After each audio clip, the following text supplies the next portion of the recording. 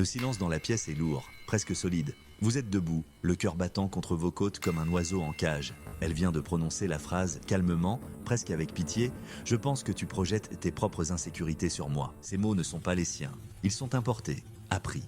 Des mots conçus pour guérir, mais qu'elle utilise comme des poignards. Ils ne visent pas à comprendre, ils visent à paralyser. Votre esprit s'emballe, vous essayez de vous défendre, d'expliquer votre point de vue. Mais chaque argument que vous avancez est disséqué, réétiqueté avec une précision clinique et cruelle. Votre colère, c'est une difficulté à gérer vos émotions.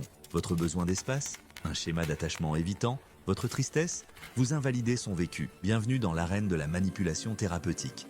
Un champ de bataille où les mots sont des mines et où la psychologie est une arme de destruction massive. Ce n'est pas un accident, c'est une stratégie. Elle n'est pas allée en thérapie pour guérir. Elle y est allée pour apprendre le langage de l'ennemi, votre langage. Celui des émotions, des vulnérabilités, des peurs. Elle a étudié pour devenir une meilleure prédatrice, pas une meilleure partenaire. Au début, vous étiez plein d'espoir. Vous l'avez encouragée. Vous pensiez que c'était le début de la guérison, la promesse d'une communication plus saine. Vous aviez tort. C'était un entraînement. Chaque session lui donnait de nouvelles munitions. Chaque concept appris était un nouveau bouclier pour elle et une nouvelle lance pour vous. Les limites, par exemple, un outil sain de respect de soi, n'est-ce pas? Dans ses mains, poser mes limites est devenu un diktat. Une façon de vous isoler de vos amis, de contrôler vos passe-temps, de dicter vos conversations. Ces limites étaient des murs de prison et vous étiez le captif. Toute tentative de négociation était accueillie par un verdict. Tu ne respectes pas mes limites, tu es toxique. Le concept détourné devenait une arme de culpabilisation infaillible. Puis vient le trauma, un mot puissant, sacré, décrivant une douleur réelle. Pour elle, c'est un laissez-passer universel, une justification pour n'importe quelle cruauté, n'importe quel caprice. Ces crises de colère, c'est mon trauma qui est réactivé,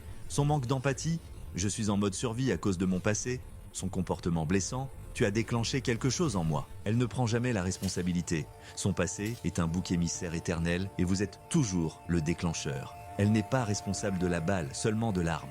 Et c'est vous qui appuyez sur la gâchette. Voici la vérité. La psychologie, lorsqu'elle est utilisée correctement, est un miroir. Elle nous force à regarder nos propres failles, nos propres responsabilités. C'est un outil d'introspection. Le manipulateur, lui, transforme ce miroir en une arme. Il ne le tourne jamais vers lui-même, il l'utilise pour éblouir, pour déformer votre image, pour vous faire croire que le monstre, c'est vous. Pensez à Julien et Héloïse. Julien était un homme aimant, patient. Quand Héloïse a commencé sa thérapie, il a tout lu sur le sujet pour la soutenir. Il voulait comprendre son langage. Mais Héloïse n'a pas utilisé ce langage pour construire des ponts, mais pour creuser des douves. Un soir, Julien, épuisé par sa semaine, a poliment décliné une sortie.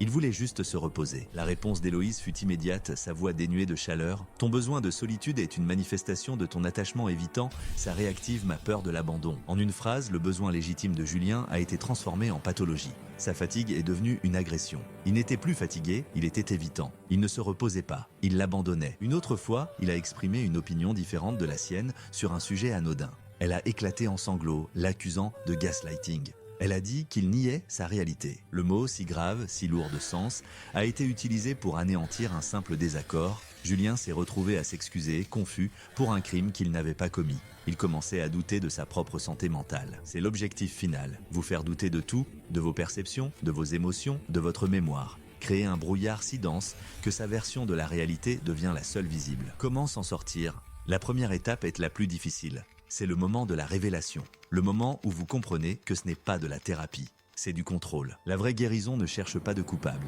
Elle cherche la compréhension, elle mène à la responsabilité personnelle, pas au blâme systématique de l'autre. Une personne qui guérit vraiment dit « Quand tu fais ça, je ressens ça à cause de mon histoire. Parlons-en. » Elle ne dit pas « Tu es mauvais parce que tu as déclenché mon trauma. » La nuance est la différence entre la connexion et l'accusation. Alors, vous devez cesser de jouer son jeu. Cessez d'adopter son vocabulaire. Revenez à vos propres mots, simples, honnêtes. Je me sens blessé.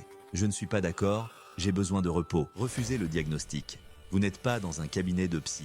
Vous êtes dans une relation. Et dans une relation saine, vos émotions sont valides par défaut. Elles n'ont pas besoin d'être justifiées par un manuel. Quand elles vous accusent de projection, répondez simplement « Je te parle de ce que je ressens ». Ancrez la conversation dans votre réalité, pas dans ces abstractions théoriques. Faites confiance à cette petite voix en vous, cette intuition qui vous a chuchoté depuis le début que quelque chose n'allait pas. Cette sensation de confusion, de vertige, après chaque discussion. Ce n'était pas votre folie, c'était votre boussole. La cage la plus sophistiquée n'est pas faite de fer, mais de mots. Des mots qui sonnent justes, intelligents, éclairés, mais qui servent à vous enfermer dans le doute et la culpabilité.